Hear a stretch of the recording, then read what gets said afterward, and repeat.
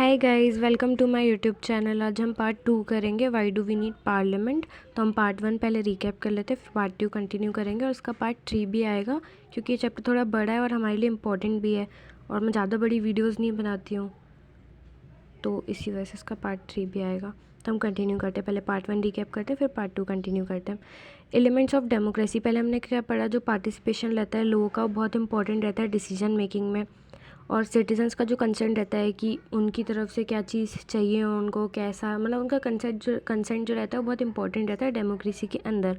फिर पार्लियामेंट क्या होता है, पार्लियामेंट एक बहुत इंपॉर्टेंट सिंबल है इंडियन डेमोक्रेसी का, की फीचर है कॉन्स्टिट्यूशन का। फिर लोग ही क्यों डिसाइड करें, क्योंकि उन्होंने कॉलोनियल रूल एक्सपीरियंस करा है, ब्रिटिशर्स के टाइम पे बहुत सारी चीज़ें देखी हैं।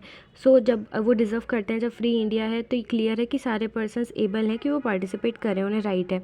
इंडियन कॉन्स्टिट्यूशन के अंदर यूनिवर्सल अडल्ट फ्रेंचाइजी दी गई जिसमें राइट टू वोट सबको है, अगर कोई 18 अबव है तो। फिर हमने पढ़ा जो गवर्नमेंट है वो उसको सेंसिटिव होना पड़ेगा, लोगों की डिमांड्स और लोगों की नीड्स को लेकर देखना पड़ेगा, इन सब चीज़ों को लोग क्या चाहिए, क्या वो एक्सपेक्ट कर रहे हैं हमसे। पीपल एंड देयर रिप्रेजेंटेटिव्स, जो आइडिया ऑफ कंसेंट रहता है लोगों के डिज़ायर्स का, अप्रूवल का, पार्टिसिपेशन ऑफ पीपल का, वो बहुत इंपॉर्टेंट रहता है। फिर हम पढ़ते हैं इंडिविजुअल सिटीजन्स ही बहुत इंपॉर्टेंट रोल प्ले करते हैं हर चीज़ में। अगर हम नहीं हो तो फिर इलेक्ट कौन करेगा रिप्रेजेंटेटिव्स को, अगर हम उन्हें इलेक्ट नहीं करेंगे, वोट नहीं देंगे तो वहाँ तक कैसे पहुँचेंगे। पीपल्स जो रहते हैं वो इलेक्ट करते हैं रिप्रेजेंटेटिव्स को, पार्लियामेंट में भी इनडायरेक्टली। जो पार्लियामेंट में एमपीज़ एमएलए होते हैं उनको भी हम इनडायरेक्टली इलेक्ट करते ही हैं, हम वोट दे के नहीं करते बट इनडायरेक्टली करते ही हैं। जो एक ग्रुप होता है वो फॉर्म करता है गवर्नमेंट, आगे उसको रन करता है, कंट्रोल करता है, गाइड करता है। फिर हम पार्लियामेंट ऑफ इंडिया के बारे में पढ़ते हैं, ये एक एक्सप्रेशन है लोगों की फेथ का, प्रिंसिपल्स का डेमोक्रेसी के अंदर। By the people of participation by concern decision making process of government, हम पार्टिसिपेट करते हैं, लोग पार्टिसिपेट करते हैं डिसीजन मेकिंग में, कंसेंट अपना देते हैं, फिर डिसीजन मेकिंग प्रोसेस होती है, गवर्नमेंट आगे काम करती है। पार्लियामेंट का क्या रोल होता है, संसद कहते हैं पार्लियामेंट को, लॉ बनाती है, इंस्ट्रक्शन देती है। फिर राज्यसभा अपर हाउस होता है, लोकसभा लोअर हाउस होता है। फिर हम पढ़ते हैं यूजुअली जो लोकसभा होती है वो इलेक्ट होती है एवरी 5 ईयर्स, हर 5 सालों में। फिर कंट्री रहती है, उसके अंदर कॉन्स्टिट्यूंसीज रहती हैं, फिर ईच पर्सन इलेक्ट होता है वहाँ से पार्लियामेंट के अंदर। जो कैंडिडेट्स रहते हैं, जो कंटेस्ट कर रहे होते हैं, इलेक्शन लड़ रहे होते हैं, वो यूजुअली बिलोंग करते हैं डिफरेंट पॉलिटिकल पार्टीज़ से। फिर कंट्रोल करते हैं, गाइड करते हैं और इन्फॉर्म करते हैं गवर्नमेंट को। सेशंस होते हैं पार्लियामेंट के अंदर, फिर वो क्वेश्चन आवर से स्टार्ट होता है। क्वेश्चन आवर ऐसा होता है जो इंपॉर्टेंट मैकेनिज्म है जिसके थ्रू एमपीज़ जो है वो कलेक्ट करते हैं इन्फॉर्मेशन, कैसे गवर्नमेंट वर्क कर रही है। फिर क्वेश्चन एमपीज़ पूछते हैं, गवर्नमेंट जो है उसको पता चलता है कि एमपीज़ के क्या ओपिनियन, गवर्नमेंट के क्या ओपिनियन है, एमपीज़ के क्या ओपिनियन है, सब चीज़ें पता चलती हैं। फिर हम पार्ट 2 स्टार्ट करते हैं, important role by opposition party critical. Opposition party कौन होती है, जैसे मान लेते हैं 2 पार्टी हैं, एक पार्टी जीत गई और दूसरी पार्टी हार गई, तो दूसरी पार्टी अपोजिशन का रोल प्ले करती है।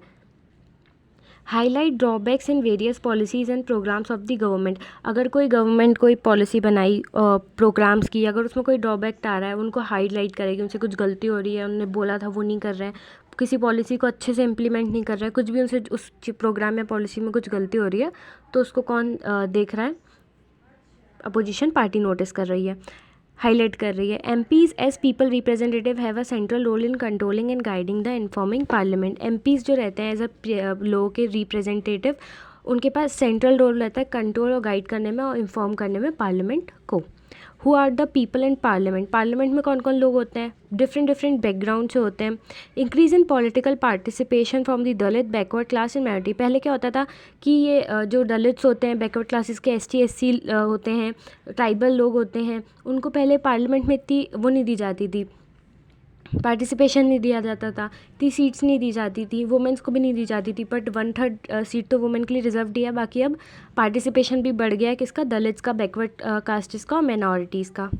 To ensure that communities that have been historical migrant give representative some seats are reserve in parliament for ST S SC, ये इंश्योर करने के लिए जो पहले चीज़ें हुई हैं, उन लोगों ने डिस्क्रिमिनेशन फेस करा है, तो अभी वो ये सब फेस ना करें, इसलिए उनको स्पेशली रिजर्व की गई है उनकी पार्लियामेंट में सीट। वुमेंस के लिए भी सीट रिजर्व करी गई हैं। पीपल एंड देयर रिप्रेजेंटेटिव्स, लोग और उनके रिप्रेजेंटेटिव्स कौन होते हैं, जिनको हम इलेक्ट करके अपना रिप्रेजेंटेटिव खुद चुनते हैं। People elect their representative to the parliament, लोग इलेक्ट करते हैं अपने रिप्रेजेंटेटिव्स को पार्लियामेंट तक, एमएलए को हम ही इलेक्ट करते हैं। One group from these elected representative from the government. एक ग्रुप इन्हीं में से कोई इलेक्ट होके फिर फॉर्म करता है गवर्नमेंट। जो पार्लियामेंट होता है, the parliament which is made up of the all representative and they together control and guide the government. जो पार्लियामेंट होता है, जो बहुत सारे रिप्रेजेंटेटिव्स के अंदर पार्लियामेंट के अंदर रहते हैं और वो साथ में आते हैं, आगे गवर्नमेंट को कंट्रोल करते हैं, गाइड करते हैं। It is the people through their chosen representative who form the government and also control it. हम ही वो लोग होते हैं जो अपने रिप्रेजेंटेटिव्स को इतने आगे पहुँचाते हैं चूज़ करके, और वही आगे गवर्नमेंट फॉर्म करते हैं और कंट्रोल करते हैं, चलाते हैं। A party should have at least half number of 275 members और more than to form majority. Party के पास 270 मेंबर्स तो होने ही चाहिए एक मेजॉरिटी पार्टी फॉर्म करने के लिए, या उससे ज़्यादा होने चाहिए। सो हमारा पार्ट 2 यहीं एंड होता है। हम पार्ट 3 में कंटिन्यू करेंगे। पार्ट 3 में हम पार्ट 1 और पार्ट 2 हमने पहले ही रिकैप कर लिया, तो सिर्फ हम पार्ट 3 करेंगे। ये चैप्टर थोड़ा बड़ा और इम्पॉर्टेंट भी है। 8th क्लास के अधिकतर चैप्टर्स इंपॉर्टेंट है और 9th के भी हैं। सो हम इसीलिए उसको ज़्यादा NCERT में तो लिया ही लिया है और भी दूसरी रेफरेंस बुक से लिया ही है।